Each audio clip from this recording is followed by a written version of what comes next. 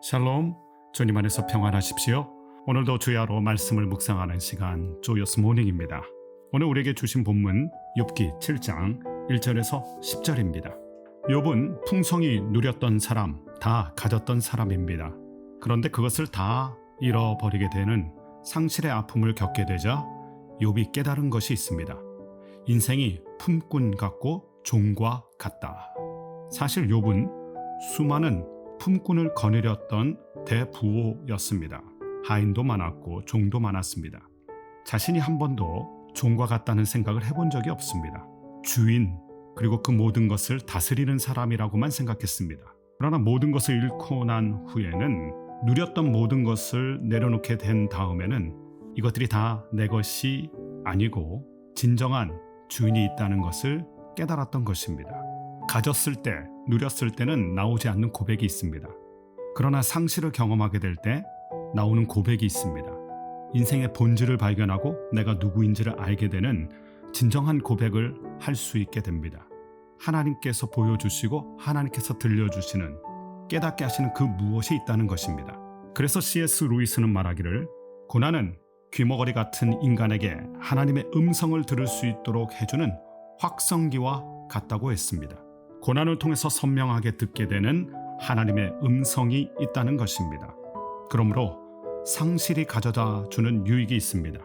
이전에 느끼지 못했던 것, 이전에 보지 못했던 그것을 보게 되고 알게 되고 깨닫게 된다는 것입니다. 한편 욥이 절망스러웠던 것은 더위에 지친 품꾼은 저녁 그늘을 바라고 하루 종일 일한 노동의 대가를 기다리면서 수고에 대한 대가를 쉼으로 얻게 되지만 욥의 고난에는 끝이 없어 보였다는 것입니다. 안식하고 싶은데, 쉬고 싶은데, 끝을 보고 싶은데 이 고통이 도저히 끝나지 않을 것 같은 위기가 찾아온 것입니다. 특별히 그가 겪었던 육체의 고통, 악성 피부병 때문에 두더기와 흙덩이가 온 몸을 덮고 있는 그 극한의 고통 가운데 깰 수 없는 인생의 벽을 느끼게 된 것입니다. 끝없는 고통. 그러나 다윗의 고백처럼 오늘 우리가 겪고 있는 아픔과 눈물과 고통은 사망의 음침한 골짜기입니다. 골짜기는 동굴이 아닙니다. 골짜기는 갈수록 끝이 보입니다. 동굴은 들어갈수록 끝이 막혀 있습니다. 우리가 당하는 고통을 동굴로 말하지 않고 다윗은 골짜기라고 말했습니다. 골짜기를 통과하는 날이 있게 되고요.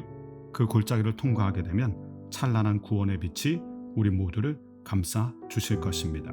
여기서 중요한 것은 사망의 음침한 골짜기를 걸을 때 주의 지팡이와 막대기가 있어야 한다는 것입니다.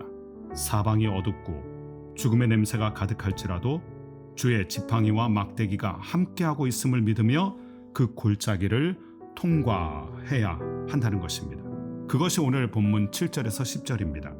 엘리바스를 향하여 쏟아내던 말이 하나님을 향한 간구로 바뀝니다. 내 생명이 한낮 바람 같음을 생각하옵소서. 여기서 생각해달라는 이 표현은 원어로 보면 기억해달라는 표현입니다. 하나님 나를 기억해 주십시오. 고난 가운데 있는 사람이 해야 할 일이 있습니다. 하나님을 생각하고 하나님을 붙들고 하나님께서 불쌍히 여기시며 기억해 주시기를 간청해야 합니다. 사람이 위로가 됩니까? 아무리 친했던 사람이라 할지라도, 아무리 가까웠던 욥의 아내라 할지라도 사람에게서 위로가 나오지 않았습니다. 결국 위로는 위로의 하나님으로부터 나오는 것입니다. 여리고 시장 바닥에서 예수님을 향해 불쌍히 여겨달라고 외쳤던 바디메오가 생각이 납니다. 사람들은 시끄럽다고 조용히 하라고 꾸짖고 다그칩니다. 그러나 예수님께서는 귀담아 들으셨고 불쌍히 여겨달라는 그 외침이 믿음의 고백이라고 칭찬하셨습니다. 때로 하나님과의 다친 것 같은 관계, 끊어진 것 같은 다리, 이런 느낌이 올 때가 있습니다. 그때 욥의 고백처럼 형편과 처지와 상황을 주님 기억해 달라고 끊임없이 하늘의 문을 두드려야 합니다. 인간에게 실망했다고 하나님께 실망해서는 안 됩니다.